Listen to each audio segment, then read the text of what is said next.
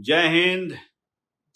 मैं राजन तिवारी, आप लोगों का चहेता, आप लोगों का भाई, आप लोगों का दुलारा।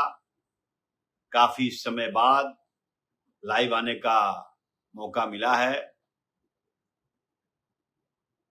लाइव आने का मकसद दो चार मुद्दों पे था। आजकल युवा वर्ग जिस तरीके से आंदोलन पे उतारू है, जेएनजी वाले, सारी दुनिया देख रही है।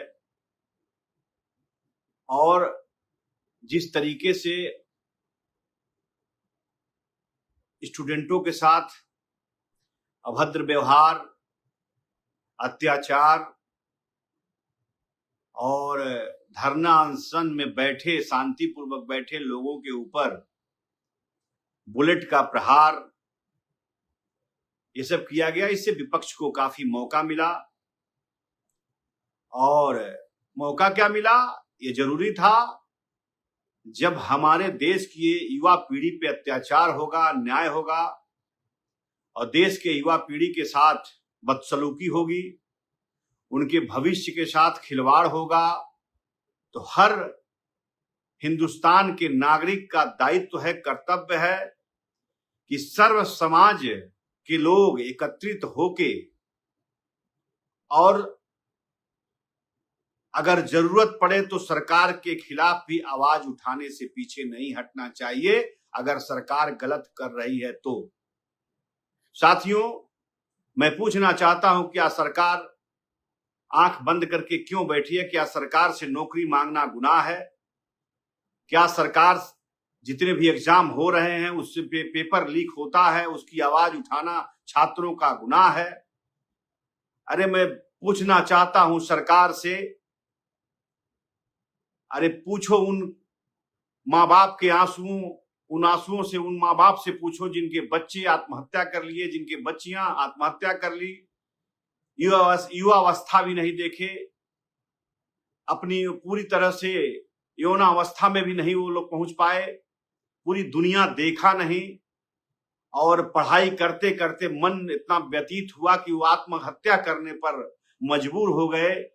जब छात्र कोटा से लेकर दिल्ली से बिहार के छात्र और उत्तर प्रदेश छात्र, अन्य राज्यों के छात्र जब कोटा में जाकर के नीट की तैयारी करते हैं, दिल्ली में आके यूपीएससी की तैयारी करते हैं और तमाम ऐसे लोगों, तमाम ऐसे चीजों की जब वो तैयारी करते हैं, जब उनको उसमें सफलता का समय आता है और एग्जाम का समय आता है, पेपर लीक हो जाता है, तब उन सबों की बुद्धि क्यों ना भ्रष्ट हो जाए और क्यों ना वो बाध्य हो जाते हैं उस समय वो बाध्य हो जाते हैं आत्महत्या करने के लिए, उनका सारा मेहनत व्यर्थ चला गया। तो मैं अपनी सरकार से मांग करता हूं कि सब चीजों पे ध्यान देना चाहिए, चाहे वो राज्य की सरकार हो, चाहे वो केंद्र की सरकार हो। झारखंड में भी बहुत बड़ा आंदोलन हुआ, वहां यूपीए गठबंधन की सरकार है, हेमंत सोरेन जी की सरकार है, उनको भी ध्यान देना चाहिए। उन्होंने ध्यान दिया भी, जितने भी पेपर हुए थे उस सबको उन्होंने कैंसिल किया, जितने भी उनके जेएसपी के जितने भी जो क्या कहते हैं कि उनकी यूनिट थी, झारखंड सरकार की जो एग्जाम थे वो सब उन्होंने कैंसिल किया, और जितने भी उसके चेयरमैन थे, चाहे और सदस्य थे, सबको उन्होंने निलंबित किया और गिरफ्तार भी किया।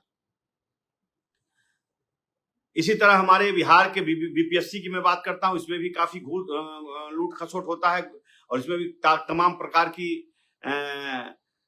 तमाम प्रकार की त्रुटियां हैं, जिसको बिहार सरकार को ध्यान देना चाहिए। ऐसे उत्तर प्रदेश में भी है यूपी पीसीएस का एग्जाम, उसमें भी तमाम त्रुटियां हैं, इस पे भी सरकार। लेकिन मैं ये क्यों होता है, मैं तो यह जानना चाहता हूं कि सरकार, जो छात्र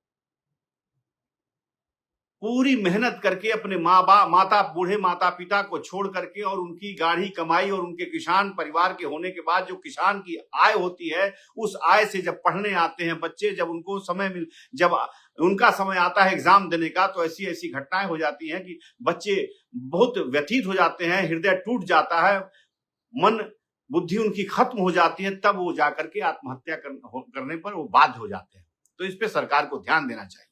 और नौकरी, इतनी वैकेंसियां खाली हो रही हैं, आए दिन में एयर फोर्सेस, मिलिट्री की, देश की रक्षा सुरक्षा एजेंसियां हो, चाहे अन्य भी तमाम ऐसे चीजें हैं जहां पे नौकरियां खाली हैं, वैकेंसियां हैं, फिर भी क्यों अनुबंध की नौकरी, क्यों अग्निवीर, क्यों, ये सब बंद होना चाहिए। सरकार को वांट निकालना चाहिए। सरकार को पुनः ऐसी भर्तियां रिक्त हो रही हैं, जिनका समय पूर्ण हो गया है, जो रिटायरमेंट हो रहे हैं, उसके बाद से वैकेंसियां क्यों नहीं सरकार निकालती है? आखिर हमारे बेरोजगार बच्चे कहां जाएंगे? ये इनको सरकार क्यों नहीं इन पे ध्यान दे रही है? ये सब तो बातें हमारे छात्रों के हित की बात हुई। अभी मुद्दा चल रहा है यूजीसी का। मैं अपनी सरकार से पूछना चाहता हूं, यूजीसी लाने से सरकार को क्या मतलब था? यूजीसी से क्या उनको फायदा था? अरे भाई, देश के सनातन से सनातन की लड़ाने की यह पद्धति जिस भी अधिकारी ने यूजीसी लागू किया, मैं धन्यवाद देता हूं सुप्रीम कोर्ट के ऑनरेबल जस्टिस को, जिन्होंने इसे अभी पेंडिंग में रखा है। लेकिन मैं सरकार से मांग करता हूं कि सरकार इस बिल को वापस लेकर के इस पे पुनर्विचार करे, इसमें संशोधन करे। यूजीसी बिल सनातन को सनातन से लड़ाने की एक ऐसी बिल है जिससे ना फायदा है किसी को, सिर्फ नुकसान है। हमको याद है कि जब हम लोग छोटे थे और स्कूल में पढ़ने जाते थे, प्राइमरी स्कूल में पढ़ने जाते थे, तो माता जी पराठा, सब्जी और भुजिया बनाकर देती थी अचार के साथ। तो हम लोग दलित के बच्चों के साथ, ईबीसी के बच्चों के साथ, ओबीसी के बच्चों के साथ सब मिल करके बैठ करके गोलाई में बैठ करके अलथी पलथी मार करके हम लोग बांट करके खाना खाया करते थे। हम कोई उसके घर की रोटी खाता था, कोई मेरे घर की रोटी खाता था, आपस में इतना भाईचारा था। लेकिन यूजीसी कानून लाने के बाद सनातन को सनातन से तोड़ने वाली बात है, सनातन को आपस में लड़ाने वाला कानून है। इससे फायदा अगर किसी दलित, महादलित, ओबीसी, ईबीसी के बच्चों को अगर नौकरियों में फायदा होता, इससे उनका उत्थान, उनकी विद्वता में फायदा होता, उनको नौकरियों में फायदा होता, उनके पढ़ाई में फायदा होता, तो मैं इसका यूजीसी का जो समर्थन मैं करता। लेकिन उससे कोई उसको फायदा नहीं। हमारे बेटे और बेटियों के साथ अत्याचार हो, यह भी मुझे बर्दाश्त नहीं है। इसलिए मैं चाहता हूं इस कानून में संशोधन हो। आप लोगों को याद होगा साथियों, मेरे प्रिय बंधुओं, कि सबसे पहले यूजीसी के बारे में जब यूजीसी लागू हुआ था, सबसे पहले बोलने वाला मैं ही था और बोला था कि यह कानून नहीं, यह सुसाइडल कानून है। इस कानून से सनातन वंशी आपस में लड़ मर मिटेंगे। सवर्णों के खिलाफ लाया गया यह बहुत बड़ा काला कानून है, काला अध्याय का दिन था वो। स्वर्ण की बात मैं नहीं करता, मैं सर्व समाज की बात करता हूं कि सर्व समाज को तोड़ने का यह बिल वापस होना चाहिए और सर्व समाज को आपस में मिलाना। जहां बात होती है एकता और अखंडता की, ये कहां की राजनीति है? हिंदू मुसलमान होते होते अब यूजीसी ला करके सनातन को सनातन में लड़ाने की बात हो गई। भाई, मैं तो बोलता हूं और बोलूंगा, डरूंगा नहीं। ये कहावत थी, रामचंद्र कह गए सिया से, एक दिन कलयुग आएगा, हंस चुनेगा दाना तिनका, कौवा मोती खाएगा। वही समय आ गया, वही समय आ गया है। ऐसे ऐसे बिल, ऐसे ऐसे कानून लाए जा रहे हैं जिससे हमारे समाज के साथ साथ जितने भी आपसी भाईचारे का हम लोगों का गांव था, एक कुनबा था, सब लोग मिलजुल करके साथ रहते थे। सब लोगों आपसी द्वेषता में सब लोग अब अलग अलग दिख रहे हैं। इसलिए मैं चाहता हूं कि संशोधन हो, यूजीसी कानून में संशोधन होना चाहिए। और यूजीसी कानून की आग की धधक, अगर संशोधन नहीं हुआ कि तो यूजीसी की आग की धधक इतनी तेज लपटेगी कि मैं क्या कहूं। यूजीसी का कानून, यूजीसी का धधकती आग की ज्वाला ऐसा ना हो कि ऐसा लपेटे कि जिसके बदौलत सरकार बनी, राज्य से लेकर केंद्र में, कहीं उससे सबको हाथ धोना पड़ जाए। मैं नेताओं को आगाह करता हूं, ये धमकी नहीं है। यूजीसी को बैक करो ना भाई, यूजीसी को बैक करो, उसका संशोधन करो। उसको फायदा क्या है? हमारे दलित भाई के बच्चों को क्या यूजीसी लागू करने से नौकरी मिल जाएगी? छात्रों में भेदभाव क्यों? मैं अपने फेसबुक लाइव के माध्यम से सरकार को यह बात अपनी पहुंचाना चाहता हूं। साथियों, इसको ज्यादा से ज्यादा शेयर करिएगा। और मैं डरता नहीं हूं। आने वाला लोग कहेंगे क्या कि 2027 में चुनाव है, आप चुनाव लड़ने जा रहे हैं। तो मैं सर्व समाज की बात करता हूं साथियों, अकेला एक समाज की बात नहीं करता। मैं तो कहता हूं ना कि मैं ब्राह्मण हूं। मैं अपने टिफिन में अपने साथ दलित के, महादलित के, ओबीसी और यूबीसी के बच्चों को एक साथ एक रोटी में तोड़ करके 4 भाग करके खाया हूं। हमारे में कोई भेद भावना नहीं थी, और उन लोगों में कोई भेद भावना हम लोगों के साथ थी। लेकिन मैं देख रहा हूं कि दिन पर दिन जाति पाति की लड़ाई, धर्म की लड़ाई, ये सब तमाम चीजें भारतवर्ष में शुरू हो गया है। ये देश की एकता और अखंडता के लिए खतरा है। इससे देश को बहुत बड़ा खतरा है। इसमें प्रधानमंत्री जी को, गृह मंत्री जी को और अन्य राज्य के मुख्यमंत्रियों को इस पर विचार करना चाहिए। इससे ज्यादा मैं क्या कहूं। सब लोग समझदार हैं, सब लोग बुद्धिमान हैं। मैंने अपनी आवाज जो सुनाना था फेसबुक लाइव के माध्यम से मैंने आप लोगों को बताया। मैं किसी से डरता नहीं हूं। मैं देखता हूं कि भारतीय जनता पार्टी हो या कांग्रेस की पार्टी हो या समाजवादी की पार्टी हो या किसी की कोई पार्टी हो, जितने भी भारतीय जनता पार्टी में सांसद बन के बैठे हैं, तमाम ऐसे सांसद हैं जो यूजीसी के मुद्दे पर चुप हैं। क्यों? अरे भाई, आप सांसद बन के जाते हो तो आप ब्राह्मणों के कोटे पर आपको राज्यसभा और लोकसभा और विधानसभा में आपको भेजा जाता है। आपका पर्सनल कोई वोट नहीं है, आपको कोटा के माध्यम से आपको दिया जाता है। ये ब्राह्मण की सीट है, यहाँ ब्राह्मण बनना चाहिए। ये राजपूत की सीट है, यहाँ राजपूत बनना चाहिए। ये भूमिहार की सीट है, यहाँ भूमिहार को देना चाहिए। तो सब जातियों को अपने अपने कोटे के अधिकार से, उसको विधानसभा हो, लोकसभा हो या राज्यसभा हो, उसको उसी के अनुसार, उसी के अनुपात उसको टिकट मिलता है और अपने कोटे के अनुसार उसको विधानसभा में और लोकसभा में बैठने का मौका मिलता है। तो क्या अपने समाज को आप छोड़ दोगे? अरे नपुंसकों, आप लोग अगर चुप रहे तो हमारे युवा साथी, युवा भाई जो जैन जी हैं, ये आप लोगों को छोड़ने वाले नहीं हैं। जो युवा हैं, बेरोजगार हैं, ये आप लोगों को बेइज्जत करके अपने घर से जूते के माला पहनाकर भेजने का काम करेंगे आने वाले समय में, आने वाले चुनाव में।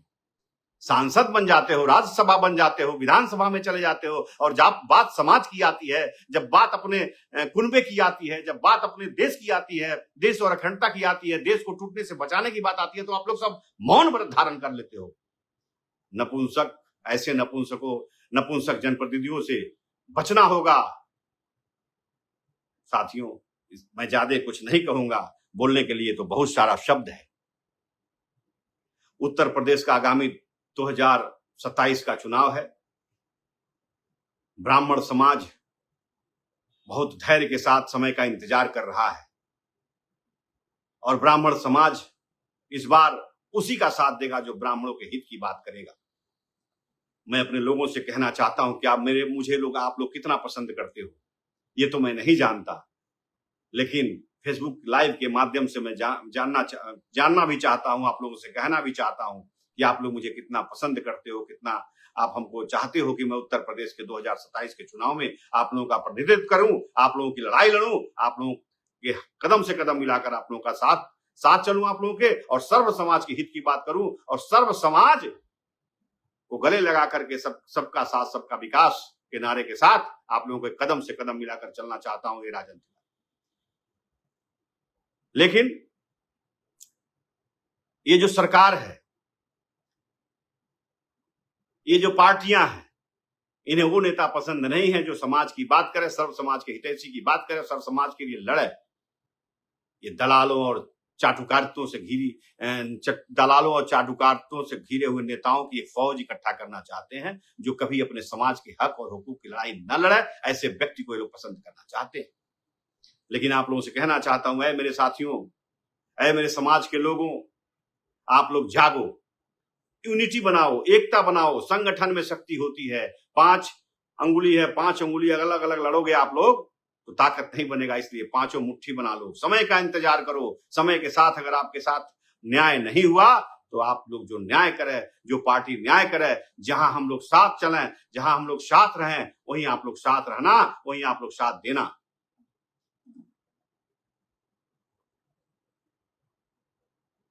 तो साथियों, तमाम ऐसी चीजें हैं जो कहना है। अभी तो उत्तर प्रदेश में जब राम ही नहीं बख्शे गए, भगवान के मंदिर का चढ़ावा ही नहीं बख्शा गया, इस पे कोई कार्रवाई नहीं हुई, जो बेकसूर छोटे मोटे नुमाइंदे थे उनको गिरफ्तार करके जेल भेज दिया गया, बड़ी बड़ी हवेल मछलियां और सार्क मछलियां अभी भी घूम रही हैं, कोई उनके खिलाफ कार्रवाई नहीं हुई। तो मैं अपने मुख्यमंत्री जी से कहना चाहता हूं कि आप स्वच्छ छवि के हैं, आप इसको अपने हाथों में लीजिए और आप न्याय कीजिए। राम मंदिर भगवान के भगवान के चढ़ाए हुए पैसे के खाने वाले लोगों को आप चिन्हित करके उन्हें जेल में डालने का काम कीजिए, और नहीं तो वो गरीब जनता, वो श्रद्धालु जो भगवान राम के यहाँ जा करके अपने एक रोटी कम खा करके उनको चंदा देते हैं, चंदा का चढ़ावा करते हैं कि हमारे भगवान राम का मंदिर भव्य और सुंदर हो, व्यवस्थाएं सुदृढ़ हो, भगवान राम चमकते रहें, ये राम की धरती है, भगवान राम की आस्था का केंद्र है, पुरुषोत्तम राम उनको कहा जाता है। ऐसे राम के चढ़ावा चोरों पे न्याय भगवान ही करेंगे। भगवान के घर देर है, अंधेर नहीं है। साथियों, बहुत सारी ऐसी बातें हैं, मैं देख रहा हूं जिस तरीके से हम नौकरी नहीं दे पा रहे हैं युवाओं को, लेकिन कितनी भ्रष्टाचार है सरकार में। सारे राज्य के मुख्यमंत्रियों को देखना चाहिए, उत्तर प्रदेश हो या बिहार हो या झारखंड हो या दिल्ली हो, हर स्टेटों में इस तरीके से बहुत भारी पैमाने पर घुसखोरी और दलाली चरम सीमा पर चल रहा है। अभी हालिया की बात घटना मेरे सामने आई थी,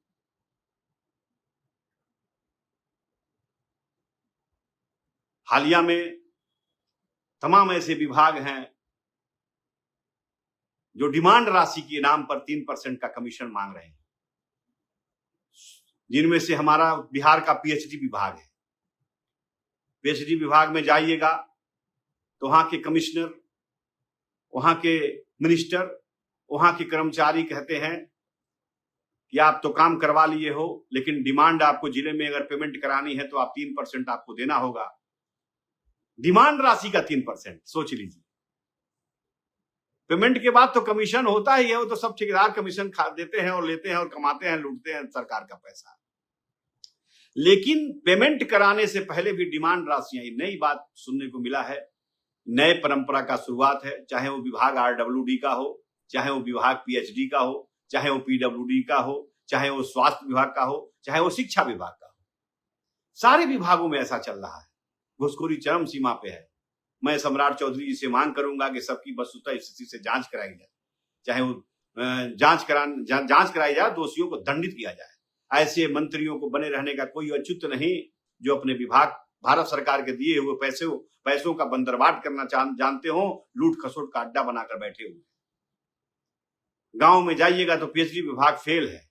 गांव में जाइएगा तो पीएचडी विभाग, कई ऐसी जगह है जहां पे टोटी चालू नहीं है, जहां पे बन तो गया है, सारी व्यवस्थाएं, टंकी पानी का बन गया, लेकिन कहीं सुचारू रूप से चालू नहीं है। क्यों? स्कूटिव कहता है, स्कूटिव को पैसा चाहिए, स्कूटिव कहता है मुझे ऊपर देना है, वो कहता है उसके ऊपर देना है, वो कहता है उसके ऊपर देना है, मंत्री कहता है जिसके द्वारा मैं मंत्री बना उसको देना है। भाई कितने जगह पैसे जाएंगे? और जब पैसे सारे डपोर संघ घटक जाएगा तो काम क्या होगा जनता का? तो ये चोरी चमारी बंद होना चाहिए, और जितने भी मंत्री हैं सब पे जांच होना चाहिए। अभी सरकार हमारे बने हुए बहुत ज्यादा समय नहीं हुआ है, लेकिन देख रहा हूं भ्रष्टाचार चरम पे शुरू हो गया है।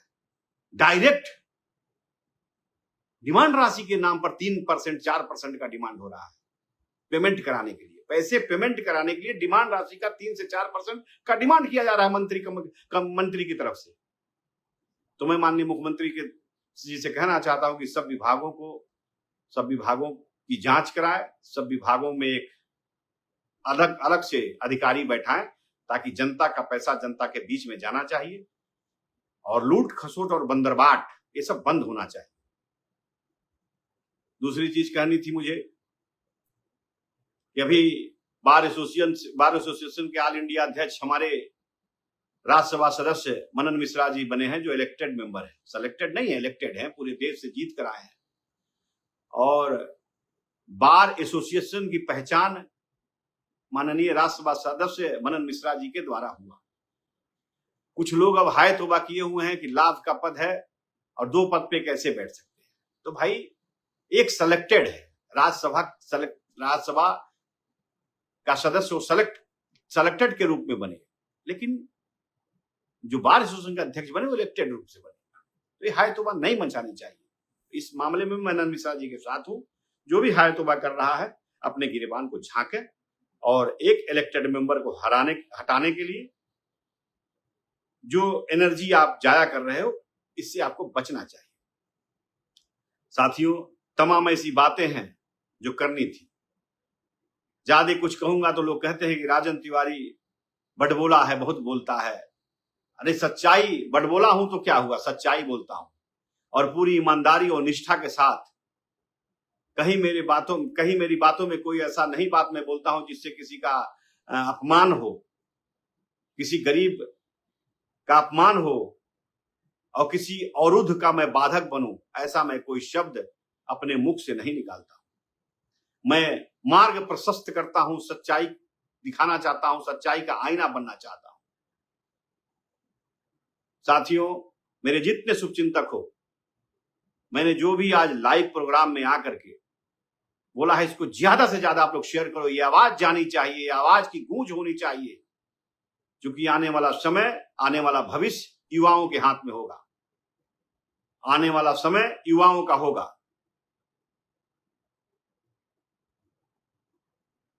तो सम्मान, मैं अपने समाज के लास्ट में मैं अपने समाज के लोगों से कहना चाहता हूं कि 2027 का बहुत बहुमूल्य समय आपके बीच में आ रहा है। 2027 का इलेक्शन उत्तर प्रदेश में बहुत बहुमूल्य है। अगर समय चूक जाएगा ना, अगर आप विचार करने में लेट कर दीजिएगा, तो फिर 5 बरस अपमान का घूंट पीकर रहना पड़ेगा।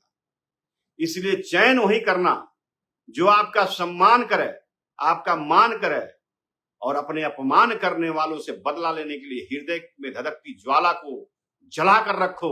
समय आने पर ज्वाला को अपने मुख से उगल देना, ताकि सामने वाला दुश्मन भस्म हो जाए और पराजित हो जाए। 2027 का इलेक्शन है, मैं चुनाव लड़ना चाहता हूं। आप लोग कितना मुझे लड़ाना चाहते हैं, कितना मुझे पसंद करते हैं, फेसबुक लाइव के माध्यम से मेरा डिमांड आप लोग अगर कर सकते हैं तो करिए, ताकि यह आवाज जानी चाहिए। 2019 से मैं लगातार भारतीय जनता पार्टी का सेवा करते आ रहा हूं। 2019 से मैं लगातार भारतीय जनता पार्टी में बना हूं। एक मेरे अंदर कमी है, अच्छाई कहो या बुराई, सच बोलता हूं।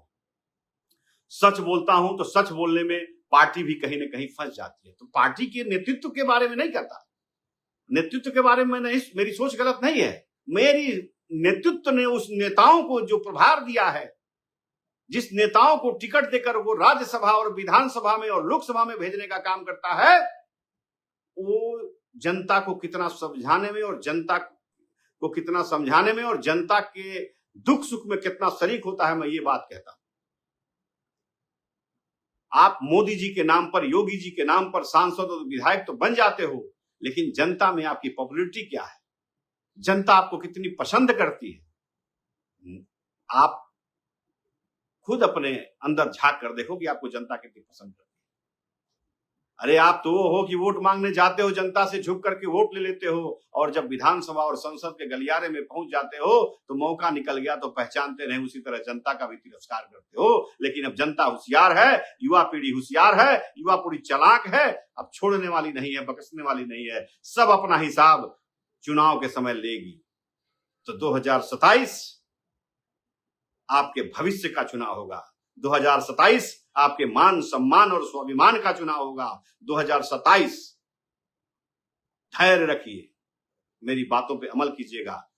इसी के साथ साथ ये राजन तिवारी आप लोगों को पुनः एक बार प्रणाम करता है, जय हिंद करता है, भारत माता की जय करते हुए अपनी उद्घोष को विराम लगाता है। फिर आपसे बहुत जल्द मिलेंगे। जय हिंद, जय भारत।